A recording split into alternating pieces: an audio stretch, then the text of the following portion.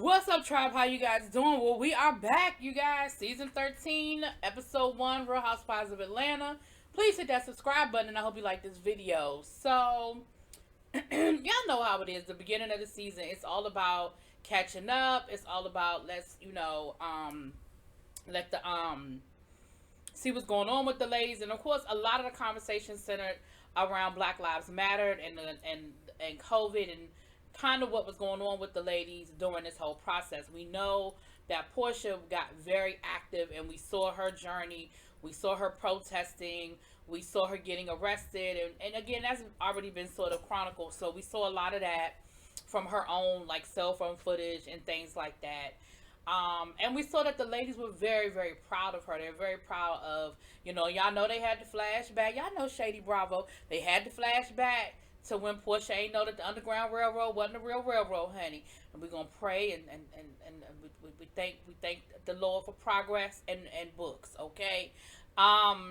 We saw footage of her grandfather, and again, her grandfather was very instrumental in the civil rights movement. Once again, if you are not familiar, just to give you just a snippet of who he was, if you don't know, if you saw the movie Selma, he was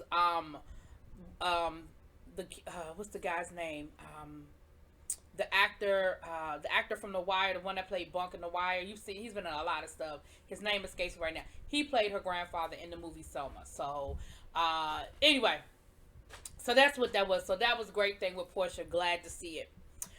We start off with the first scene we sort of see is Cynthia hosting the ladies in her driveway, honey. She said, listen, we are limited on where we can film, so I want to do this in the driveway. Now, Cynthia got everything hanging out, honey. The tatas is hanging out, and she said, listen, I done picked up COVID weight. She said, I done picked up about 20 pounds, okay, of COVID weight. Listen, I ain't even got nothing to say about that, because I know what my scale said when I got on there a couple of weeks ago, okay? Candy came through, and everybody was looking good. Marlo came through doing the most, but child is Marlo, honey. Marlo was carrying her own thermometer. She carrying a tape measure to make sure that they are 6 feet apart, okay? And I think Kenya was probably invited, but she didn't show up, so they called Kenya on the speakerphone, and Kenya sort of, she spoke, but she didn't really entertain the whole conversation. You know what I'm saying? They said that Kenya has sort of been distant. She hasn't really been reaching out. And Cynthia said the few times that she did talk to Kenya, she sounded sort of depressed. So that wasn't really a good thing. Then we do see Kenya. Now listen, y'all know I ain't the biggest Kenya fan, so I ain't saying this to be shady. Y'all, Kenya looked bad. She said she picked up about 30 pounds, and you could tell, you could see it all in her face. She said she can't wear none of her clothes again. I feel you. I understand. She said it's been really hard for her because on top of everything going on with COVID, she's dealing with the situation with this husband of hers. And she driving a new car, honey. She said that, now we found out later on, she said she gave her husband a Tesla. That she had a brand new Tesla last season. Now she back to driving the drop top Bentley. Now, is that the same Bentley she already had? Which, let me be clear, I don't mean same Bentley like it's something wrong with having a Bentley that's a few years old. Okay? I'm just asking for clarity. Is it a new drop top Bentley, or is it the same Bentley that she said the man bought her a few seasons ago? I don't know. But either way, it's still nice. It's still bad. I still drive it. But she's actually on her way to see a divorce attorney. The other thing, I was going to say, her face is bloated. It looks, and then her skin looks really, really bad. It looked really, really bad. And so you could definitely tell that Kenya has kind of been going through it. It just looks like it. So she went to her attorney to talk about divorce. Now, Kenya's thing is, she's not so much worried about the assets, because she said, listen, I gave the man the car, the house he don't have no claim to. I owned it outright before we got married. We ain't been married that long. So yeah, there's a little bit of concern there, but my biggest concern is the situation with my baby. What's going to happen with the baby? And so her lawyer gave her some advice about what she can do to try to protect the child and everything, as far as visitation and custody and stuff like that. And she said, he's never been alone with her. Like, it's always been us together. He's never like had the baby on his own. And so the lawyer said, well, that works out well. That works out well. And Kenya talked about, during COVID, that they've technically been separated for 10 months. But she did go to New York during COVID to try to quarantine with him, and that it just was horrible. She said the first day went kind of okay, but then after that, it got really bad. He was verbally abusive, and it just wasn't good. She said Kenya looks broken. Kenya looks broken. And y'all know shady ass Bravo. Kenya gonna say she's a good communicator, and then of course they flash back to every time she was nasty to people. I said, y'all are so damn shady. But when she got ready to leave, the lawyer said to her, and you could tell that the cameras thought the scene was over because they sort of walked off, and then the guy started talking to Kenya. He said, listen, I need you to stop being so self-deprecating. Because y'all know we only get a smidgen of the conversation. So I'm sure they got down and dirty into some other stuff that we probably didn't see on camera. And he told her, he said, listen, that man's failure is not your failure. You cannot take on him. You cannot take on what he did. You did the best you could. This is not a failure on you, and you just have to, you have to love you. And she said, hey, I'm working on it. I'm here. I took the first step. I'm here,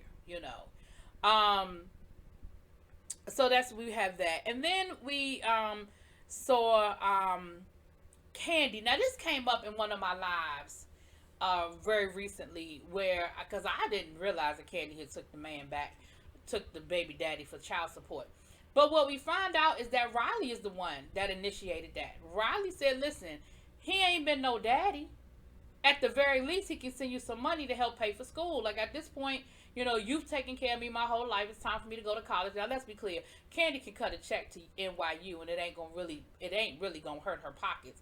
But at the end of the day, the point is valid. And listen, I know people are going to be like, well, Candy got the money. What's the big deal? Child support is for the child. Okay?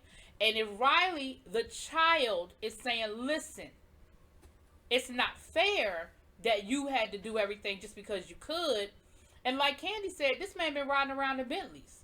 It ain't like he broke. It's not like he don't have no money. Not only that, but he's had other children who he's very active in their life. Just for whatever reason, he's chosen not to be active in Riley's life. Now, let's be clear. Maybe he don't want to rock with Candy, and that's fine. But it ain't Riley's fault that you and Candy don't get along. And at this point, we saw a few seasons ago when Riley was 15, they did a flashback. You didn't even have to deal with Candy no more. Riley had her own phone.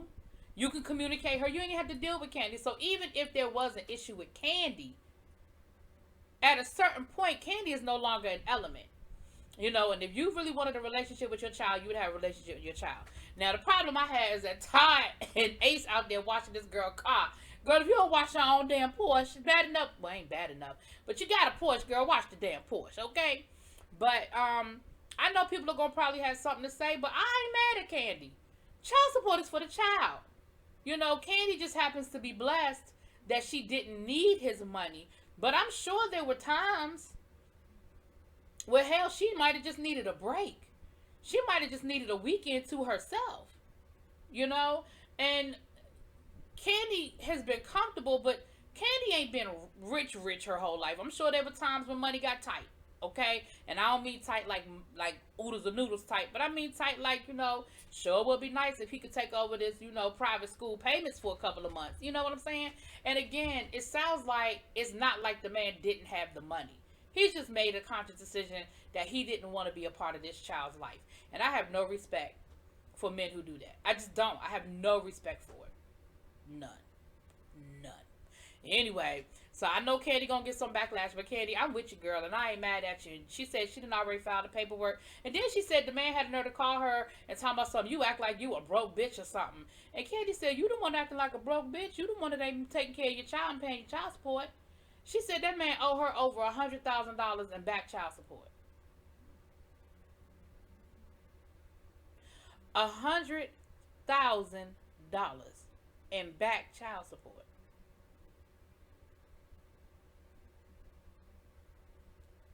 But you driving around in Bentleys. Boy, bye.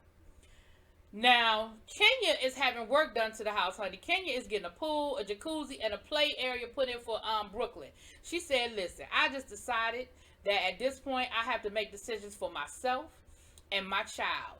Mark, you don't live here no more. She said Mark never wanted the pool, but she wants a pool. And since Mark ain't there and he don't live there no more, she gonna do what she wants to do with her house. I ain't mad at you, King.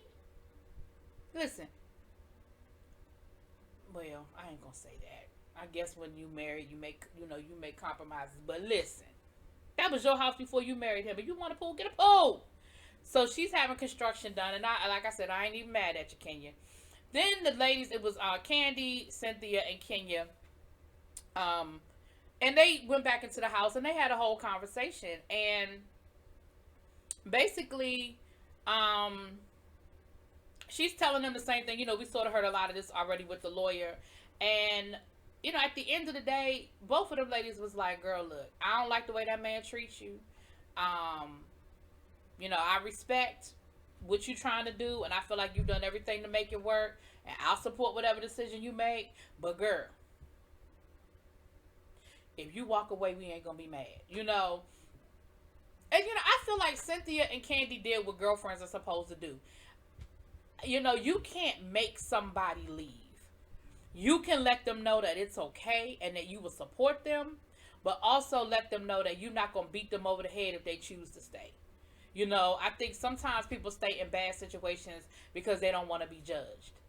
Or they don't want to hear, I told you so. Or they don't want somebody telling them, girl, you better da-da-da. People have to come to that conclusion on their own. They have to make these decisions on their own. Okay?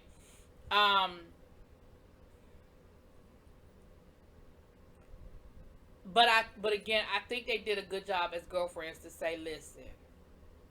And she talked about when she went to New York, and Candy asked a good question. Candy said, did he ask you to come to New York, or did you decide to come to New York?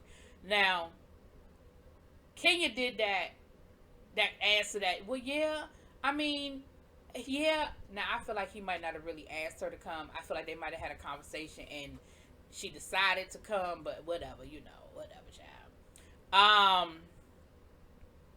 Candy and Todd are building a new restaurant, honey. They're building a steakhouse. Now, I ain't mad at them. They seem to be doing good with this whole restaurant thing, even though right now in the middle of COVID probably ain't the best time.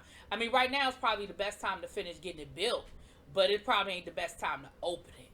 At least until we find out what's going on, with the COVID. Now, honestly, Atlanta is acting like COVID ain't happening, okay? They having birthday parties with thousands of people. They having weddings with 200-300 people. So they must think that the COVID bubble has skipped over them. But for the rest of us who are living in the world of COVID, okay, that's sort of what we got going on. Now, speaking of which, Cynthia and Mike are talking about this wedding. And Cynthia, of course, they had put a lot of stuff on hold because of COVID. But now she's back in planning mode because, things are starting to open up a little bit. She said her and Mike have been quarantining in LA, but now they're back in Atlanta, so they're able to travel now. And she said, listen, the quarantine got the best of them. Like, they had some trying times because you stuck in the house, you can't go nowhere. She said they was arguing over who left the dish in the sink and whose turn it was to go to Costco. Listen, I think we all got them COVID stories. We know, we get it. She said, but we made it through the fire. Like, we made it through, And then they get to talking about the wedding. Now, Mike's thing is this. I think she called some venues, and they were telling her that the most people they could have was 50 people. And she was like, 50 people? We're inviting 250 people. And Mike said to her, listen, he said, if 10-10-20 is our perfect day, we can still get married on 10-10-20. And then we can have, he said, we can get married on the date. And then we can have the ceremony later. But it's just not safe right now. And Cynthia's thing was, but I want this. My first wedding was sort of a disaster. That people didn't support us. We didn't have no money. Hell, my mom and my sister didn't even want to bring me my damn marriage certificate. And y'all know they had to flash back to the wedding, child. And, she said, but I want it all. And I deserve it all. And Mike was like, listen, you do. But we're in the middle of a pandemic, girl. And so you need to make a decision. He was like, am I not enough? Like, is it not enough that me and you are getting married? He said, because that's all I need. I just want you. Like, he said, I don't really care about no damn marriage, no wedding. And he told, and of course she was pouting and, pouting. And he told her, he said, listen, you're going to have to make a decision. do you want a wedding or do you want a marriage? He said, because I'm going to be honest with you, I'm not even feeling this conversation right now.